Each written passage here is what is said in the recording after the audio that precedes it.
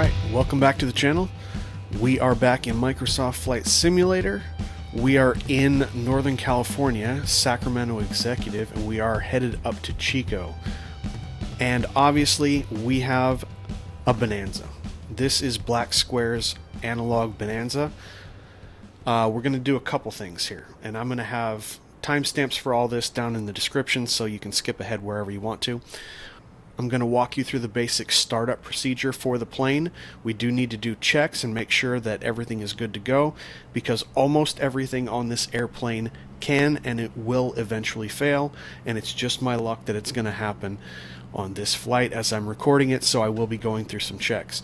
Not a whole lot of taxi. I'll show you the takeoff, show you the landing, show you the shutdown, but most of the flight in between, I'm not going to really be talking about the flight, except for when it has to do with how we're going to be navigating, because that's really the second thing that I want to do here, is I want to show you, if we pop into the plane, this gauge right here in the center console,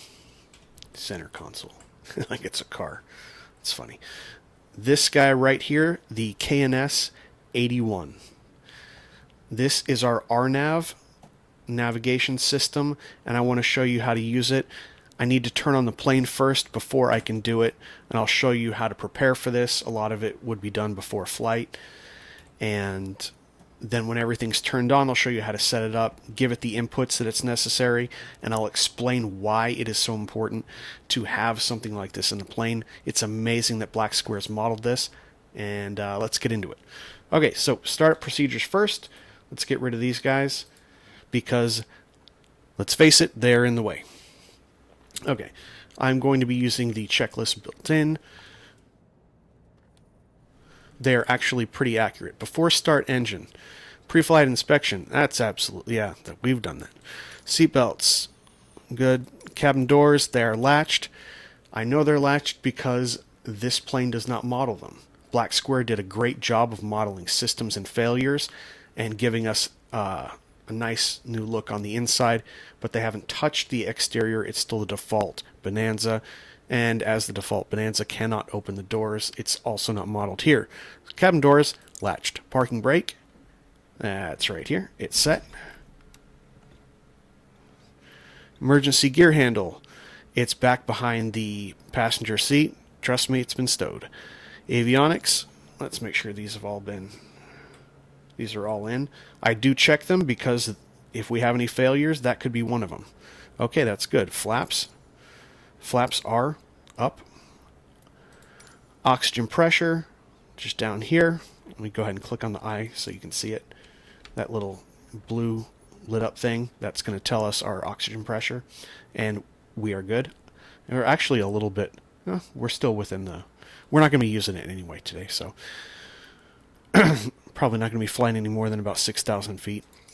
Avionics is turned off. Throttle is closed. Propeller, high RPM, mixture, full rich. Let's get those ticked off. Cowl flaps are open. And aileron trim is centered. Take those two off. Alternate air, which is right here, is pushed in, otherwise known as off. Firewall valve is down here, this red one. It is pushed all the way in.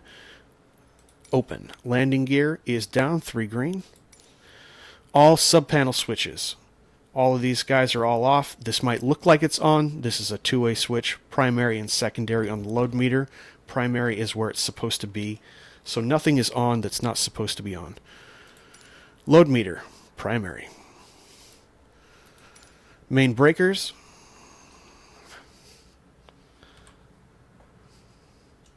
We're looking pretty good there.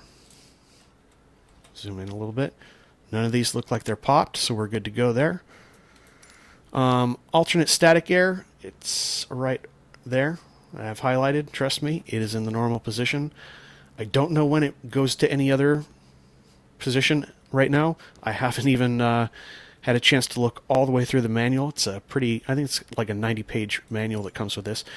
The CO detector is important here because if we have any problem with our heater, we could actually be introducing CO2 into the cockpit, and that would not be good. Fuel selector. It's set to the left. Make this smaller. It's set to the left. Beacon light. We'll go ahead and turn that on. That's right down here. Beacon light is on. Battery is on. Checked. Bus volts. Bus volts, we have a minimum of 23. If we didn't, we would have bus volts lit up here. We do have a gyro warn. I don't know why that is. What I can tell you is it's been on for the last 3 flights. I haven't reset it or fixed it because I don't.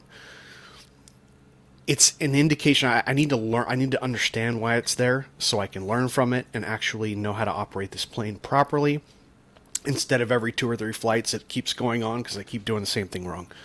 Anyway, bus volts minimum, good. Annunciators, test that down here.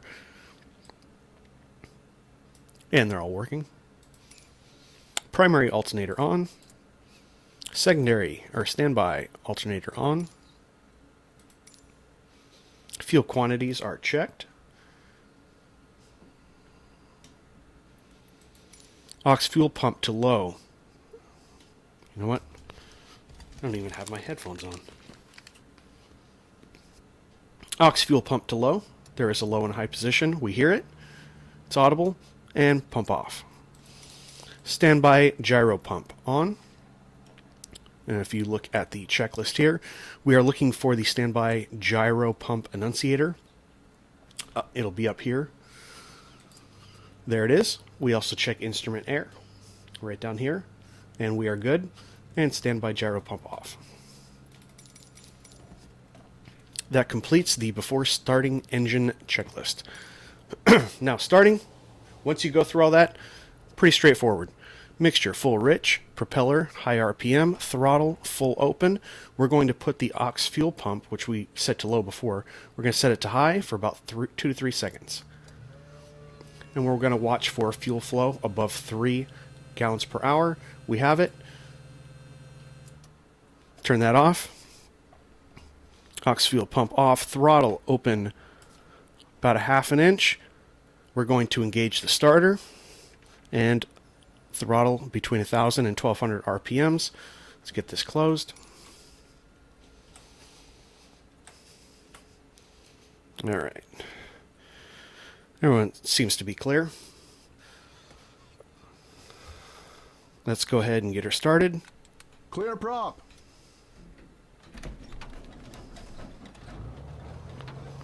There we go.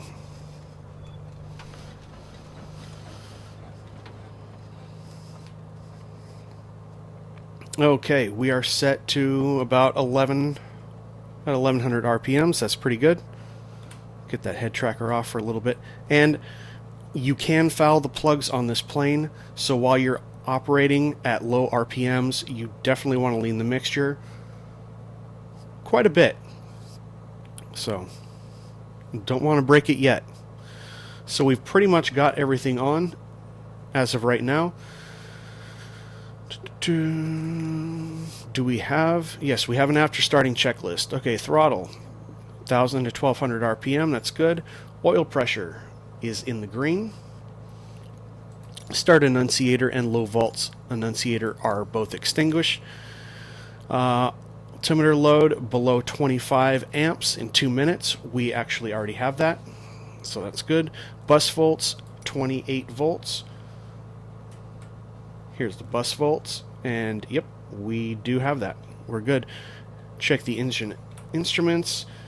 We got oil temp coming up, oil pressure, and what do we also have coming up is the CHT, and the CHT is coming up a little bit. We are checked. Lights as required. I'm going to turn the nav on for right now. Weather radar is in the standby position right now. Let's get avionics on. Avionics switch is down here. I'm using the Honeycomb Alpha for this. Avionics can come on. Cabin air and heat We are at 65 degrees. I'm not going to turn any of that on right now. Lean for taxi, which we've already done. Parking brake, we'll release that and test the brakes in just a second.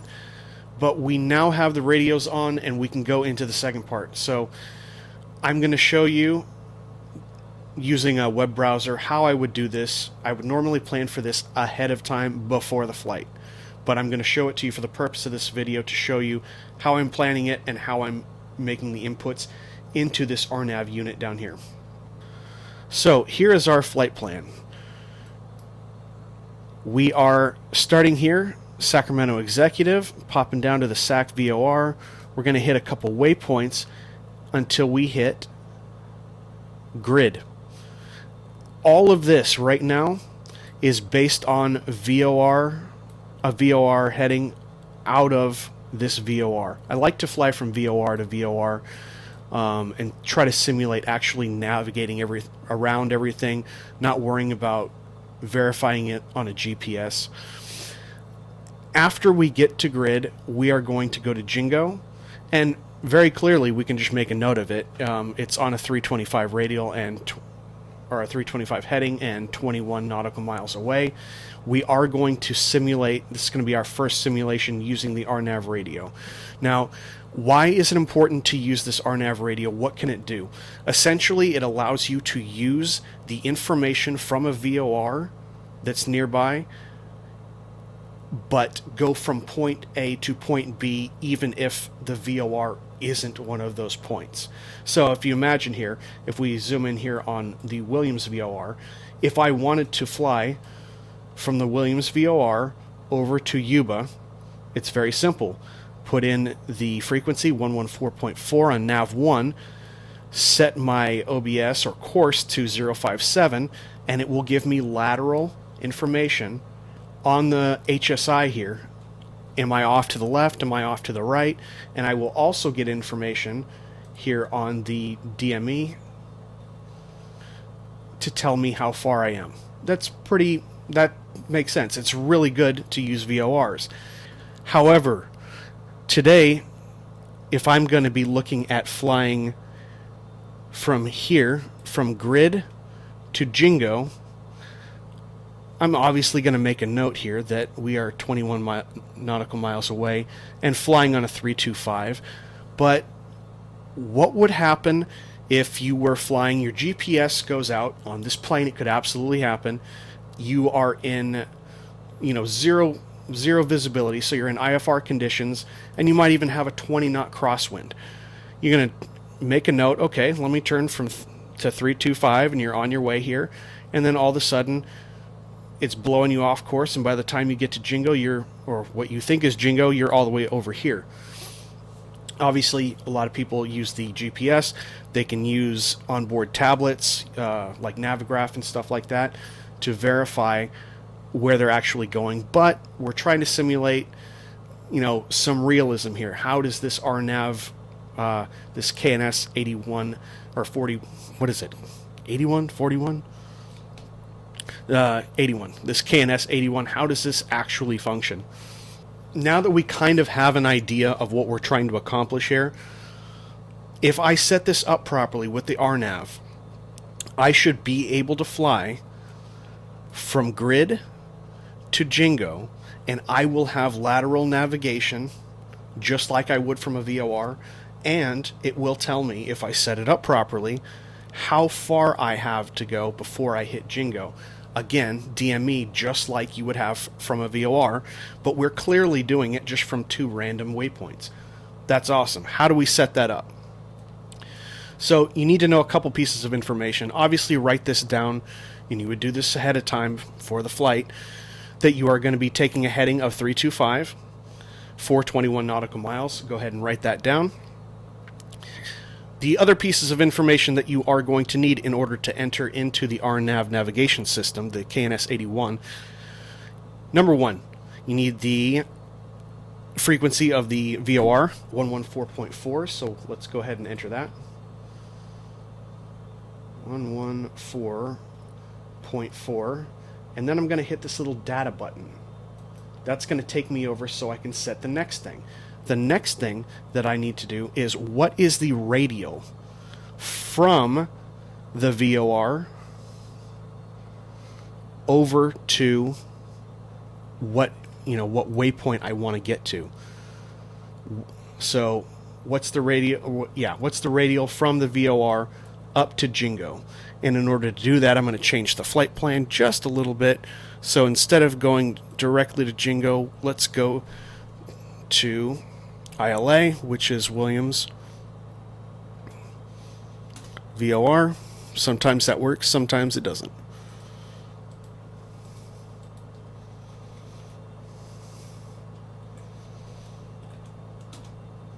There we go. So now we see we actually have, we're not going to fly this. This is just for the prep. We know now that this point that we want to go to, Jingo, is on a 344 radial at 35 nautical miles. So 344 radial, that's what we want to put back into the plane now. So again, 344 at 35 nautical miles from the VOR. We're telling it this is the place that we want to go.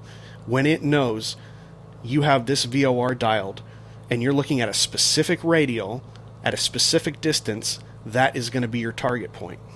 That's how we're going to enter this in. Was it 344 at 35?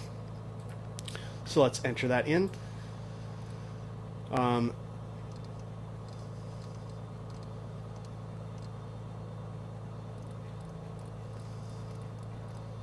344, and then this, we're going to hit the data button again, and then this last part is the distance. We're at 35 miles. So it is now pinpointed based on this information. It will now be pinpointing where Jingo is, and I'm going to fly it here from grid and get lateral navigation and DME as if this grid, as if it was an actual VOR itself. Really kind of cool. So I will show you exactly how that works once we get up in the air. There's one other place that we are going to go that we need to do a little bit of prep work ahead of time. Yeah, so normally we're going to go, and as soon as we get to Jingo, we're going to be making a right and headed directly over to Chico Regional. You can get to it by going all the way up to Red Bluff VOR and then coming all the way back down, but I don't want to do that.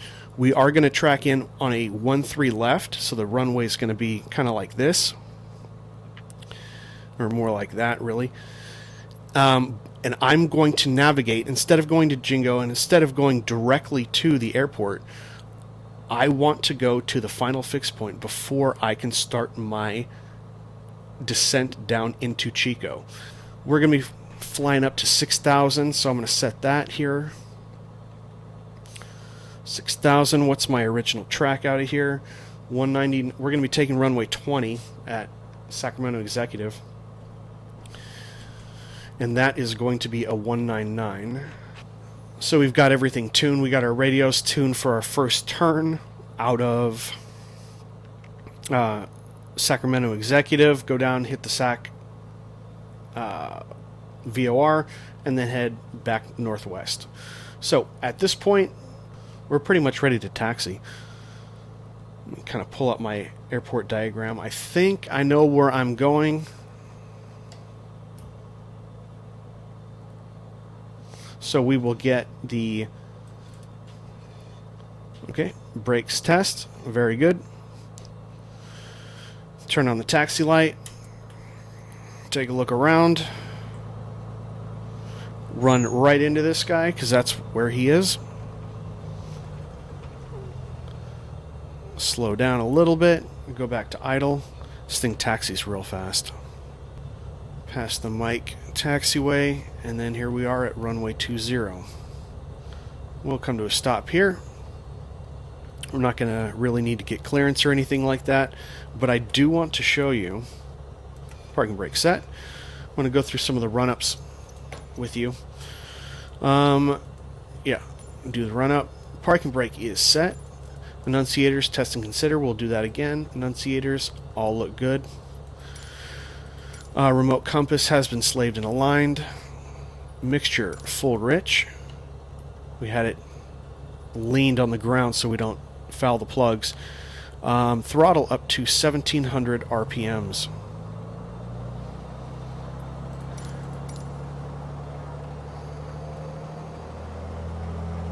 Right, there's 1700 RPMs. Let's go ahead and exercise the propeller down to 300 RPM drop.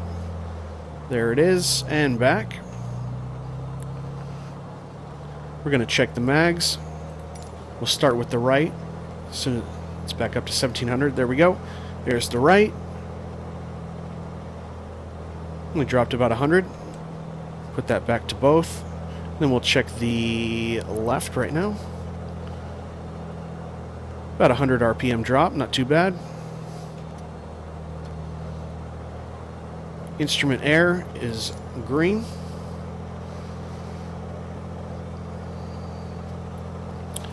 Let's check the alternators. So let's turn. What we're going to be doing here, this is pretty cool. We do have a primary alternator, and we have a standby alternator.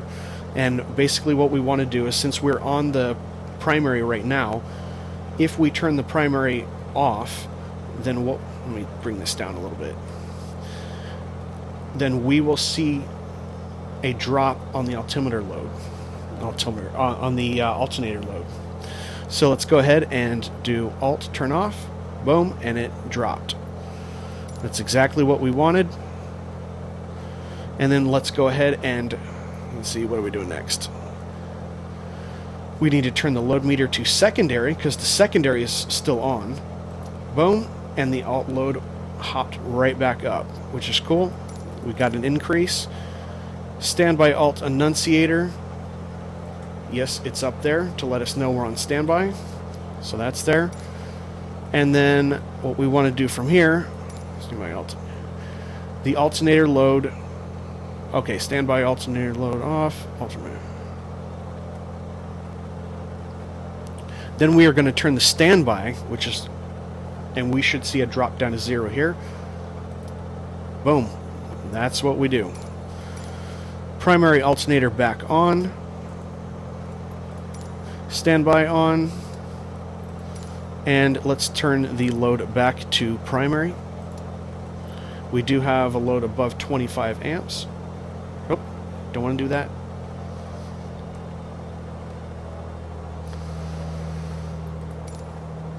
Turn the propeller heat, and we're looking to see the amps change.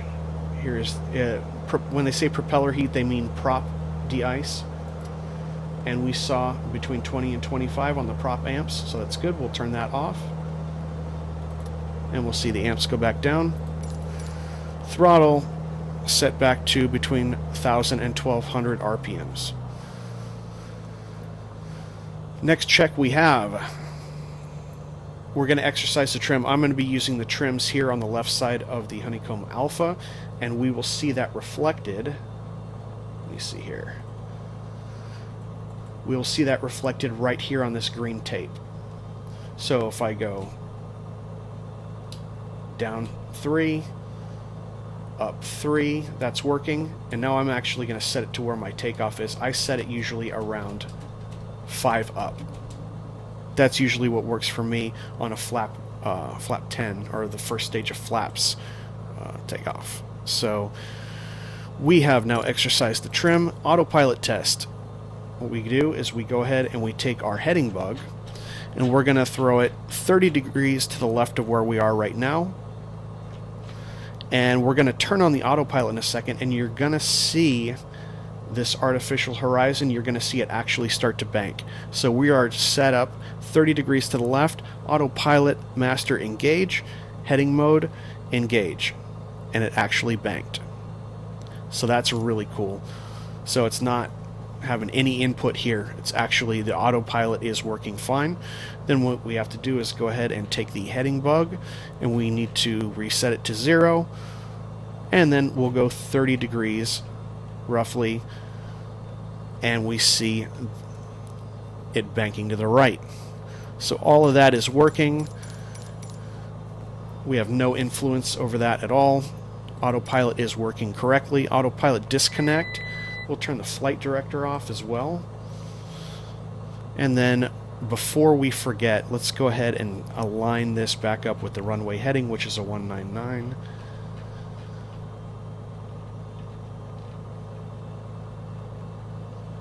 About right there. What else do we have to do here? Elevator trim is set. Flaps, check the operation.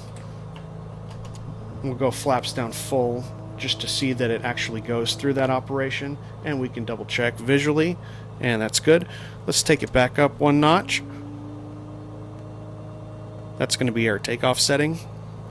Flaps are good. Flaps set for takeoff. Window is closed. This window right here, which can open. Aft door annunciator is extinguished. Flight controls free and correct.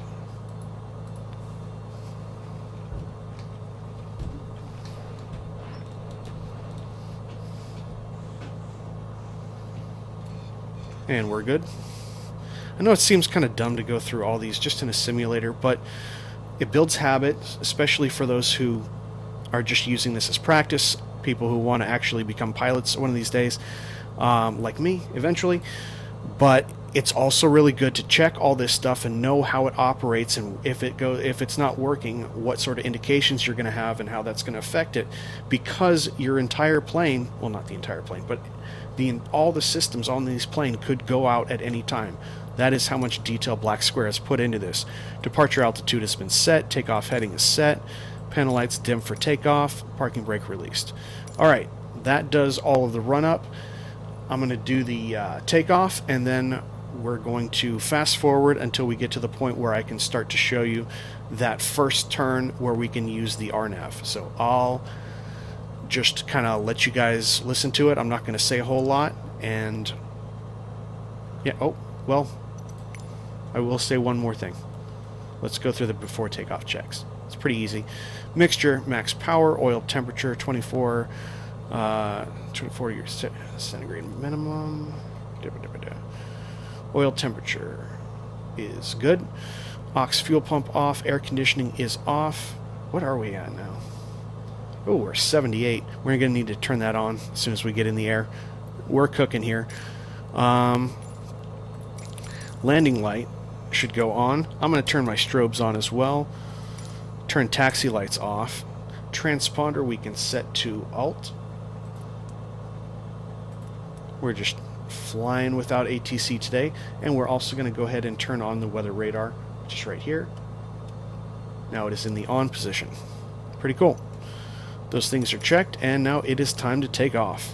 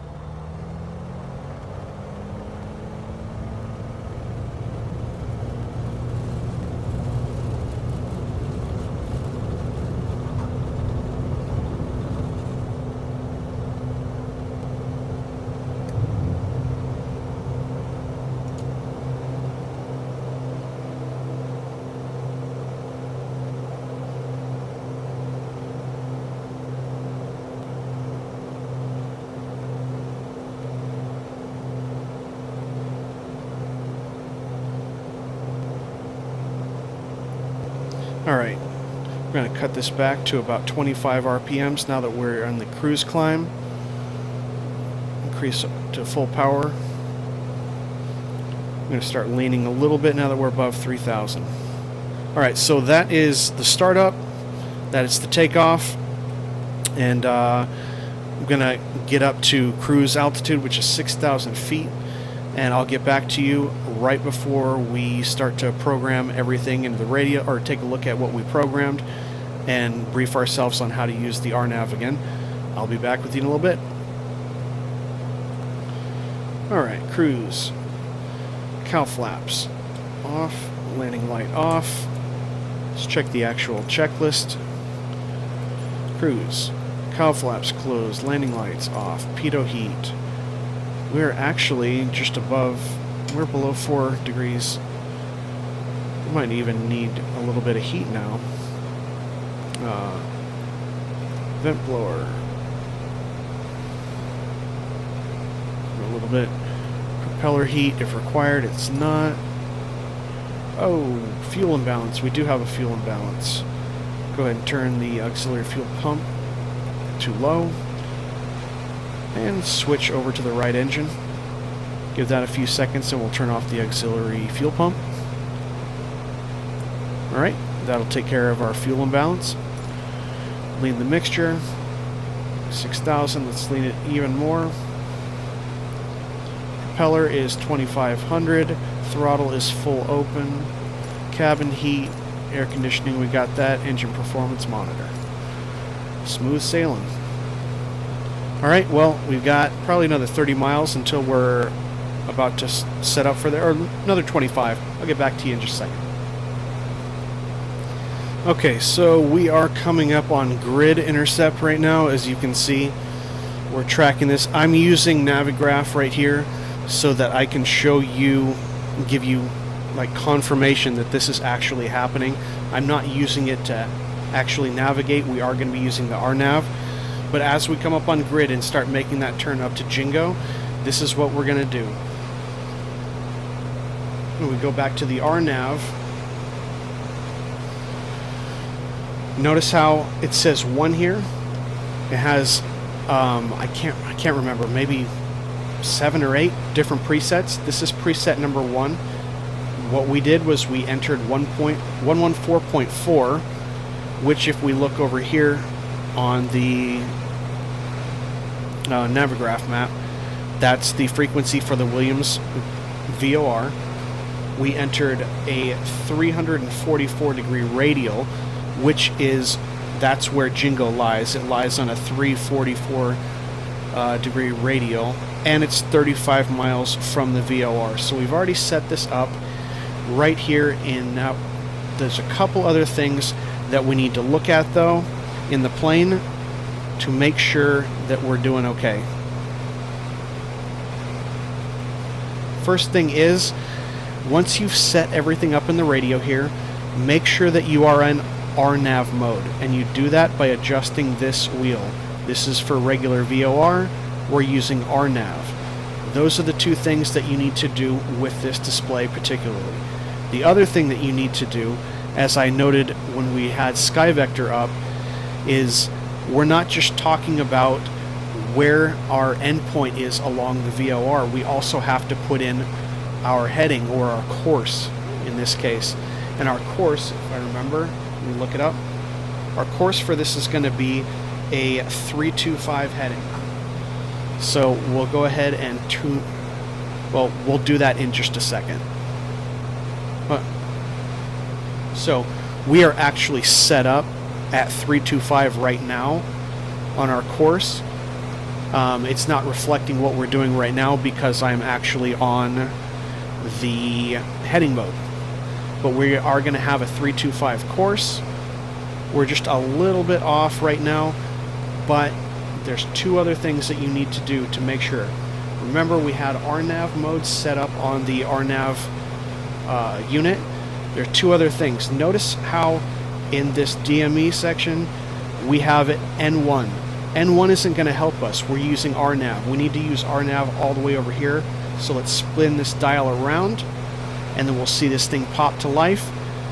But it's not exactly accurate here because our HSI source, this is the HSI, is still set to nav1. So let's go ahead, pop that over to RNAV, and now we are officially navigating using the radio navigation. And it says that we have 22 miles until we hit Jingo, which is exactly what I had. It's actually 21, but we're just shy of grid right now. If I pop that up for you.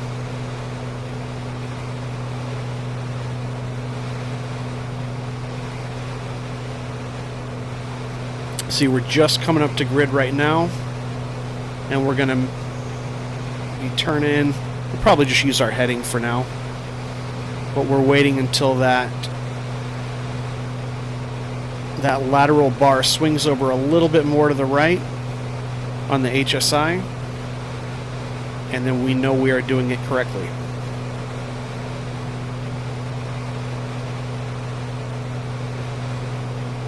Yeah, we're just off to the side just a little bit.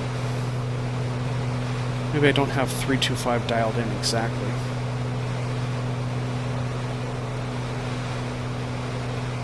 Oh, there we go. Yeah, I was on the previous one. So we're just about coming up. Let me see here. This is actually telling us, even though we're going from one waypoint to the next without actually a VOR, we're borrowing the power of the VOR and imposing it on our heading right now. So kind of cool. That's how it's done. Here's the steps. So we're running it right now, as you can see on the map and Navigraph. I'm going to go ahead and turn this off now that you can verify that I'm doing that. Here are the steps that you need to take again. So when you're doing your research, you need to write down a couple things. You need to write down what is the VOR I'm going to be using, what is the radial that my destination point is at based on that VOR, and what is my destination distance from that VOR. You write all those down for all of them that you want to do. Then when you get in the plane, you simply go and enter all the information again. So spin the wheels to change your frequency. Make sure you hit data. Then spin the wheels until you get your radial. Then hit data. And then your distance. Yeah, that fixed point from the VOR. And then you are good to go. Make sure you are in RNAV mode. Make sure that your HSI source is set to RNAV, and don't forget to change your course to reflect not the path from the VOR to your destination, your actual trajectory, where you are, what your actual heading is. And if you do that correctly, then it will actually give you your lateral information. So right now here it's telling me I still need to go to the right just a little bit. And if I look here on the map, that is about accurate. So I'm going to actually turn it a little bit to the right to stay on course. Now comes our second one. And what I'm going to do here is I'm actually going to pause for just a second. So we are paused in the air. The reason why I'm showing you this, let's go ahead and bring up the web browser one more time. So we got SkyVector again, and on SkyVector what we see here is if we go from Jingo all the way over to Chico, so that's going to be kind of a tough approach. We're actually going to come up here and cut back in. We're going to take the 1-3 left approach, and if I show you that 1-3 left approach on Navigraph, there's the 1-3 left, and the 1-3 left actually, instead of going directly from Jingo to the airport, we're going to go up to Zotwi. Zotwi is our final point before we begin the descent for runway 13 left at Chico. So I want to go directly there. The problem is we close this. Problem is Zotwi's about right here. It's not indicated here. So what we're going to have to do is find out where Zotwi is. So currently I have us going from Jingo. I'm just going to go ahead and type it in. This is again what you would normally be doing before you get to the airport.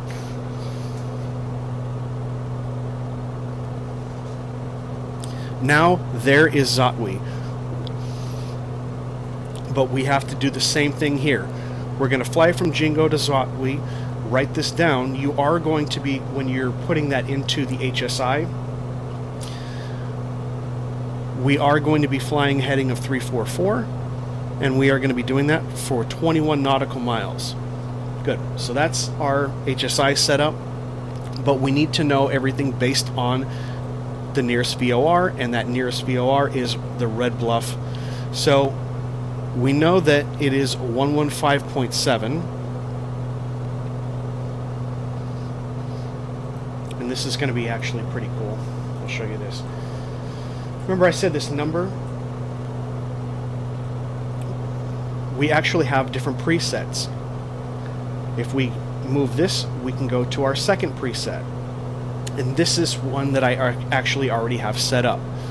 So if we look back on our browser, back on SkyVector, 115.7 is the frequency of the Red Bluff VOR, and 115.7 is dialed in. Next, we need to know where is that radial based on the VOR. Where does that point?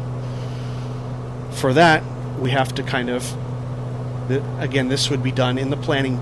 Instead of going from Jingo to here, I'm going to cheat just a little bit so that I can get my distance. I'm actually going to be typing in RBL, which is the Red Bluff VOR. So hopefully I can get that. There we go. Now we know from RBL to Zotwe, we know what our radial is, 105. And we have 105 here put into the radial. And we also know that from Red Bluff VOR to Zotwe is 12 nautical miles. And we have 11.8. I don't know why it doesn't give me whole numbers all the time. That I can't figure out. If you know, please let me know. But we essentially have this dialed in now, and we are good to go. Once we get to Jingo, we're going to be able to fly. Now, okay, so we don't need any of this information anymore. We can take out Red Bluff VOR and go directly to Zotwe. So once we get to Jingo, we've got all of our stuff set up. Just a quick check so that we go through the process. Again, we are set to RNAV mode. RNAV is set for the HSI source. We already have the frequency plugged in. We don't have to worry about this is here. Even though you're going to be using it kind of like a VOR, you don't want to actually be putting this into your NAV1 or your NAV2 channels. That's what this entire unit does. Once it's programmed here, you don't need to worry about putting it into NAV1 or NAV2. So we're going to keep our NAV on the DME, and we're going to make sure that we have the right radial plugged in. And the right radial that we're going to be plugged in is, based on our path, it's going to be 344. And we'll keep it in mind 21 nautical miles until our destination, because we are going to be getting DME information here. So normally I wouldn't pause the flight, and you would do all this prep kind of in two different parts, but keep it simple. Anyway, we are back flying again.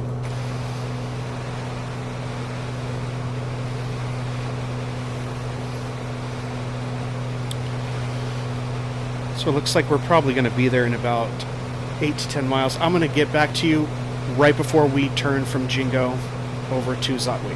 Be right back. Alright, so we're coming up now on Jingo, and we are going to make our turn. Show you on the screen here, we are going to be making our turn Jingo onto Zotwe, that 344 degree heading for 21 miles. So once that happened, and we can see the DME here, we are 1.2 miles, so we're going to be making the turn here pretty quick. Actually, let me just show you so you can verify the progress on the Navigraph. We're just about coming up on Jingo right now. I have heading mode select, so I am going to go down into the RNAV panel again. I'm going to switch it to our second preset, which is what we just set up. Verify that we are in fact on RNAV mode. We are on RNAV for the HSI source. The only thing that we have to do here is put in our course. Now our course for this, if I remember, let me look it up. I believe it's going, yeah, it's a 344. So we go ahead and plug in the 344, maybe.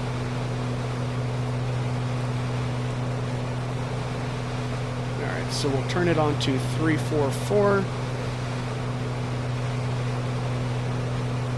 And as we see, we already have an indication that we need to turn, so we'll go back to heading mode. We're already a little bit past it.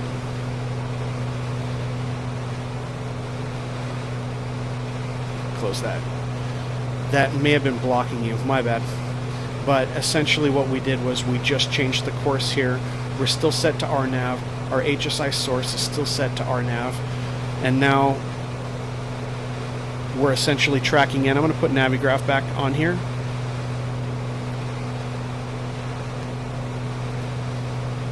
And I'm going to shrink it up. There we go. So we can still see the HSI. So it's roughly, we're a little bit to the right. So it's about accurate, the RNAV.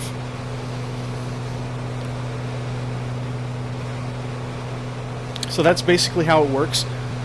Okay, and as we remember by looking at SkyVector, we saw here that we are going to actually be flying for 21 nautical miles until we get to this point. And as we can see, we are 13.5 miles out, and that just about aligns with what we're showing on Navigraph. So just about another 6 nautical miles. This is going to be a steep turn for runway 13 left. I'm going to get the ILS hooked up in just a second. It is 111.3, and we're going to be running in out of 131. So I'm probably going to start about 2.5 miles before Zotwe, starting my right-hand turn because it is pretty steep. We are currently just about 6 miles out. So, might as well just stay. So what do you think about this RNAV thing? Do you understand it? Do you still have questions? Keep in mind, I don't know the full extent of this. I might actually go and look at the manual for the KNS-81 and see if I can get a little bit more in depth. But this is how it was explained to me. This is what I've seen in some other videos, and I'm trying to clarify it a little bit, give you some real-world, like hands-on stuff. How will you do it? You'd plan it in SkyVector or any other planning, any route planning software. Getting off the mark here. And then have that information with you so that you can just put that directly into the RNAV radio, and we can see how everything functions. And I am literally getting lateral navigation, even though I'm going from one waypoint to it like an invisible point. It's just the beginning of, like, the start of the descent into the approach. So that's pretty cool. That is how you navigate from point to point as if you had a VOR, even when you don't have one. All you have to do is have a VOR relatively close, generally about 40 nautical miles. And that's usually doable in most places, but I think that's so cool that Black Square has actually modeled this to work like that. Okay, we should be turning right now. So I'm going to go ahead, I'm going to try to flip over to a 131. Hopefully we can line that up. So 111.3, if we look up here, let me get the Navigraph out of the way. 111.3 is dialed in, we just need to transfer it over. But we're not going to get a good indication here yet. And why? Because we are still set on RNAV. We need to go back to NAV1 as our HSI source, and we need to roll this back to N1. Now we can get some actual indications.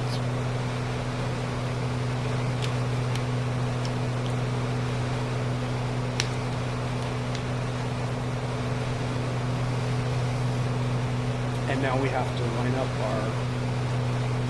to line up our course with 131. See where we are. Oh, a little bit to the right. Go ahead and keep going. Didn't quite make that full turn. And you can see that on Navigraph. I turned way too late. I was talking. So we'll get it straightened up and start the descent. Alright, we're about 6 miles out. Get the gear down. We got one stage of flaps in. Go ahead and get that second stage in. I'm just going to hand flyer down. Or try. It's pretty good. keep it around 85, 90 knots on the descent and the approach. Need a little bit of elevator trim here.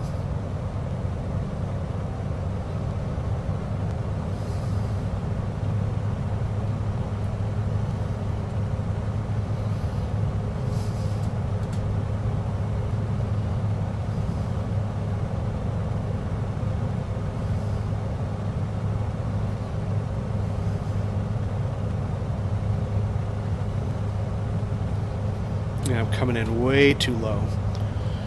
Go ahead and add power so we climb.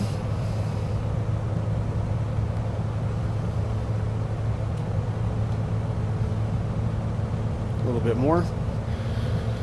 So, landing checklists.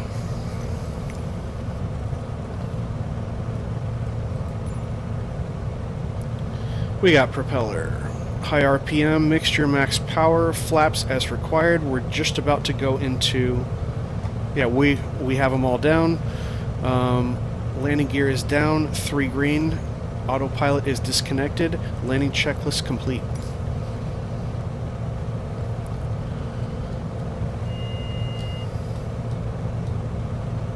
Bring the nose down.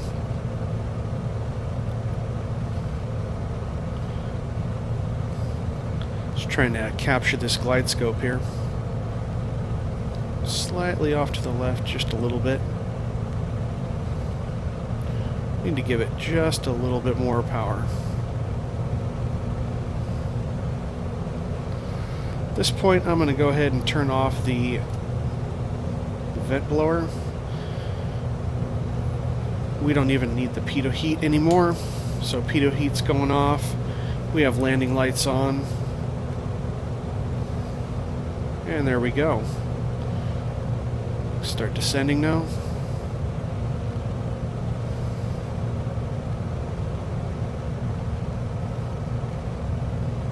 And descend a little bit more. I don't know what the weather is. We're just kind of doing a demonstration flight today, so I didn't get the ATIS or anything.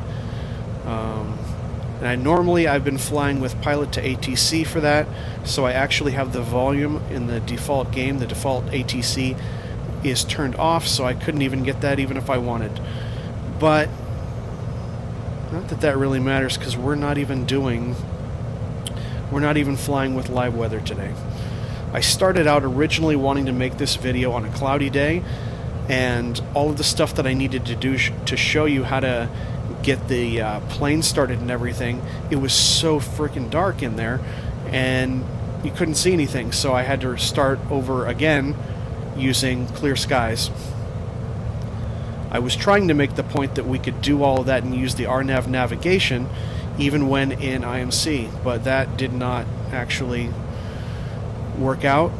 You'll just have to take my word for it. I mean, and really that's what you want to be thinking about is, do you have a backup in case nav 1 goes down, nav 2 goes down? What if your GPS does go down? What if you don't have a GPS? You can still use the RNAV radio, it's pretty cool, to be able to navigate from point to point, even if you aren't flying directly from a VOR. Good redundancy, it's good for practice, and yeah, really cool that Black Square actually modeled this in the plane. So, coming up on final, we are going to continue.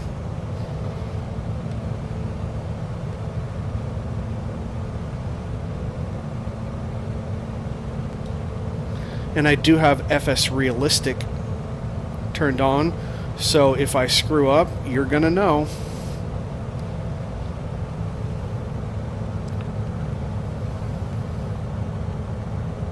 Keep that fix right down the runway.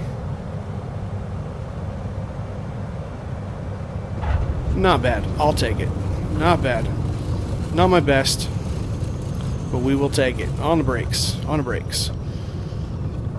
I'm going to let off the brakes a little bit. We'll go to the next one. I don't know if these brakes are going to overheat, if that's modeled in this. I don't want to find out, though.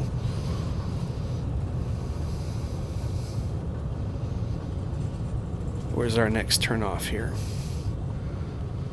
It's a 77 degrees. Get that window open. Now we'll get on the brakes. Yeah, let's go off to the left. Unfamiliar with the airport.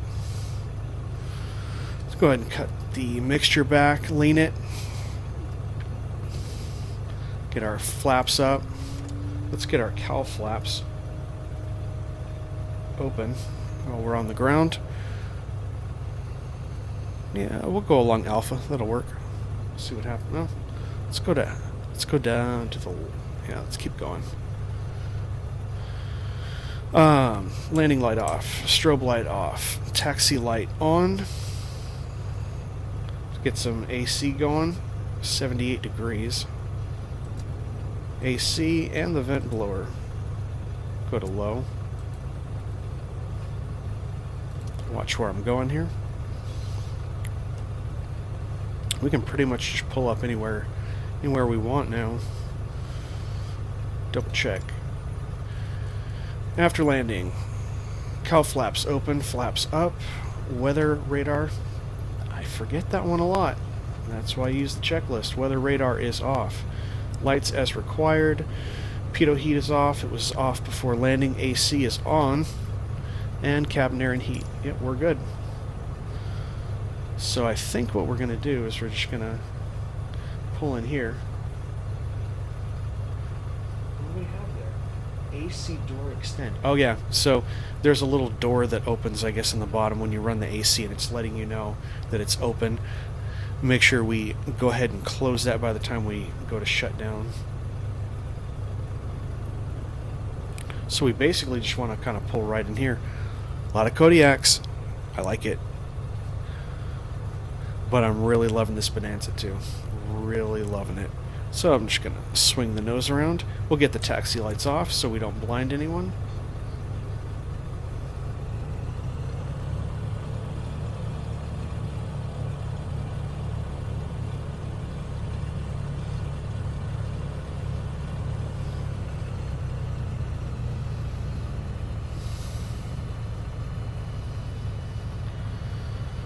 Hey, there's a guy driving through a bunch of planes.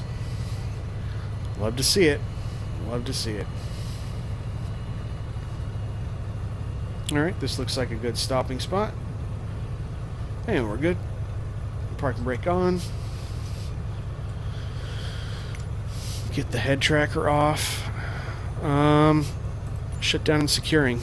By the way, have you guys listened to this? This engine. With that window open. Sounds so good.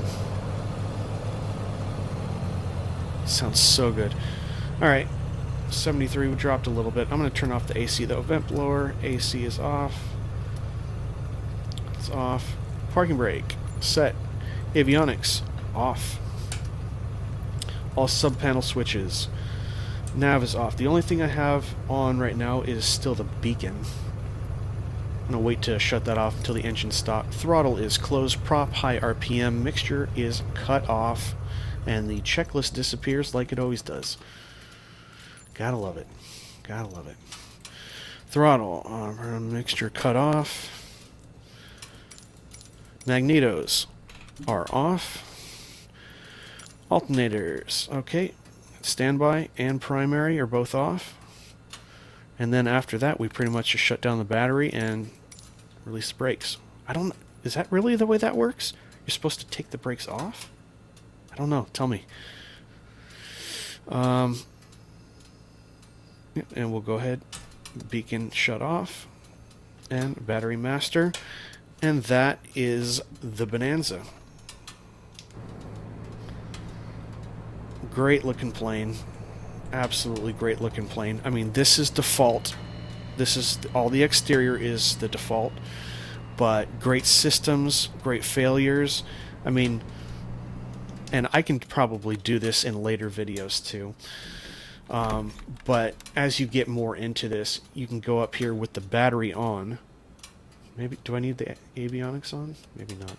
I can go up into the nav. See, and what's crazy too here is if I leave this battery going for too long and show you everything here, it will actually run down and I'll have to exit back to the main screen, not just a restart, in order to get the battery fixed. Or I'll have to fix it in here. We can repair the engine. We see 89% is the engine condition.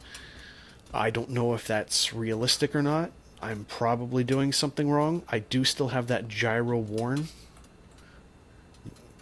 I don't know. Maybe I don't have something set up right. It doesn't seem to be getting in the way and wrecking me right now, but I have to look into that. We can repair the engine here. We can refill our oxygen. What do we have on oxygen right now? Yeah, we're at about 18. We're good. We're in the green. Oh, let's back up just a little bit.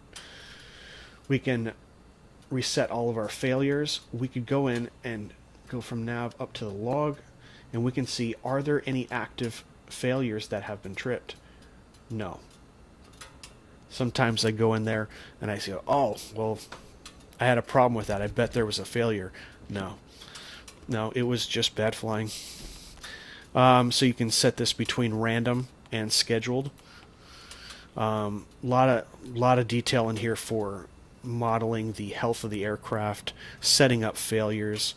The system's depth to this is absolutely amazing. Looks great. Everything works. All these, you can pop all these circuit breakers out if you want to. I'm gonna have to go down there and actually check and double check that I got them back in now. Welcome to Chico Airport, and hope you enjoyed the video. If you do, give me a thumbs up, hit the subscribe button, ring the bell so you can see all the videos. And that's about all that we have for today. Thanks for watching, and we'll see you later.